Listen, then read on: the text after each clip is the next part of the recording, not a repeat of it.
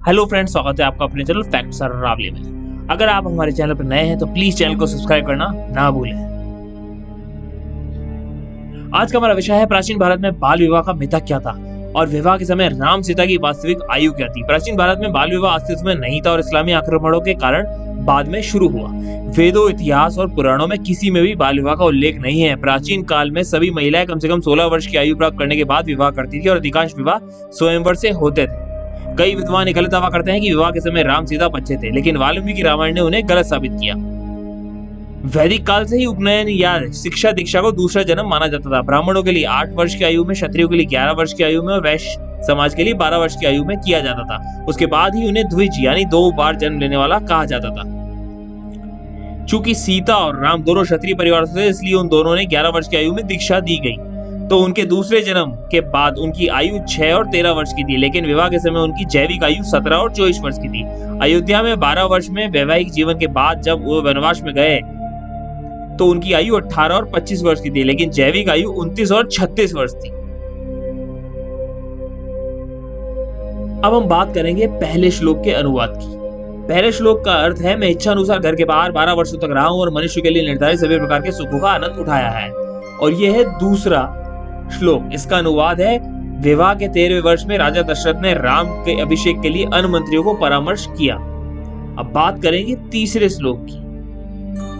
तीसरे श्लोक का अनुवाद है कि मेरे पति जो बहुसाहसी थे, उनकी उम्र 25 वर्ष की थी और मैं 18 वर्ष पूर्ण कर चुकी थी।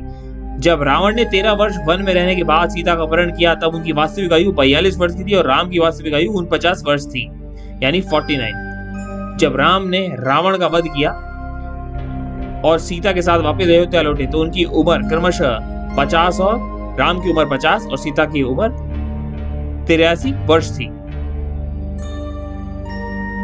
जब विश्वामित्र चाहते थे कि दशरथ अपने पुत्र राम को राक्षसों के वध करने के लिए भेजे, दशरथ कहते हैं कि उस समय राम केवल 19 वर्ष के थे, जो बालखंड में बताया गया है। उपयुक्त जो श्लोक है उसका अर्थ है, मेरे कमल नयन पुत्र राम लगभग 19 वर्ष का है। मैं नहीं समझता कि उनमें राक्षसों से युद्ध करने की क्षमता है। यहाँ पर ये जो पहला शब्द है उनशोट वर्षा का अर्थ है 19 वर्ष, जो कि 20 से 1 कम होता है। इसलिए राम 19 वर्ष के थे जब विश्वामित्र के अधीन प्रशिक्षण लेने के लिए कुछ वर्षों के लिए उनके पास गए और उनके बाद उसने ताड़का और अधिक राक्षसों का वध किया।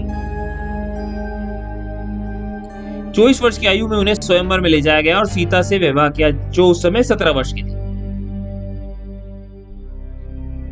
भारत के प्राचीन शल्य चिकित्सक सुश्रुत ने अपनी पुस्तक सुश्रुत संहिता में लिखा है कि लड़की की शादी की उम्र 16 वर्ष से अधिक होनी चाहिए और लड़की की उम्र 25 वर्ष से अधिक होनी चाहिए।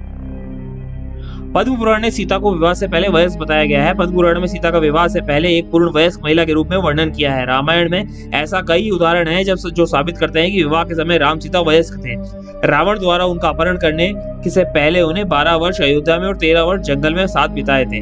उनका 25 साल का रिश्ता रावण ने तोड़ दिया। रामचरितमानस ने राम ने स्वयंवर से पहले लक्ष्मण को सीता की सुंदरता का वर्णन किया और उन्हें चंद्र के समान बताया है। इस प्रकार चंद्रमा में सीता के चेहरे की सुंदरता की प्रशंसा करने का बहाना करते हुए उनका जिक्र किया है। शाम को लौटते समय और ऋषि के कमल चरणों में झुककर उनकी अनुमति लेकर राम आराम करने चले गए। दिन निकलते ही कुमुदनी मुरझा गई और तारों की चमक फीकी पड़ गई, जैसे सभी राजकुमार उससे मूर्छित हो गए। इसके अलावा सीता पार्वती की पूजा करने चली गई। जब वह पहली बार राम के से बगीचे में मिली, उसके दोस्त वहां थे और वह सीता राम को चिढ़ा रहे थे, क्योंकि वह एक दूसरे की सुंदरता से आश्चर्यचकित होकर एक दूसरे में खो गए थे। जब तक वह वयस्क ना हो, ये विवरण और भावनाएं मेल नहीं खाती।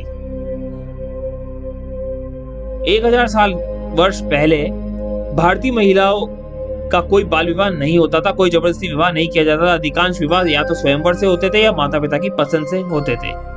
इस्लामी आक्रमणों के बाद ही जब अविवाहित युवतियों का अपहरण और बलात्कार होने लगा, तब लोगों ने कुछ हद तक अपनी सुरक्षा सुनिश्चित करने के लिए बाल विवाह करना चालू कर दिया। ऐसी और जानकारी जानने के लिए जुड़े रहिए मेरे चैनल। उसके लिए लाइक और सब्सक्राइब चैनल और नई वीडियो नोटिफिकेशन के लिए बेल आइकन को दबाना ना भूलें। आपका दिन शुभ रहे। धन्यवाद।